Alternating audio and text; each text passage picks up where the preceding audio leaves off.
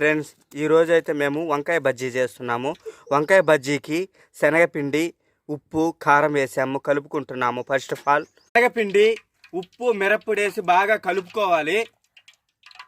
Friends, మనమైతే ఇప్పుడు ముందుగానే ఒక బాండాలు పెట్టి నూనె వేడి చేసుకోవాలి. వంకాయని ఇలా దబ్బలుగా కోసుకొని కలుపుకొని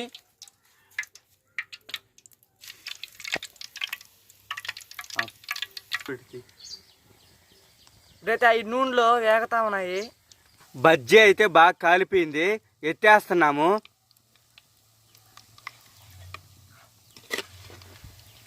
టేస్ట్ అయితే వేరే లెవెల్లో ఉంది.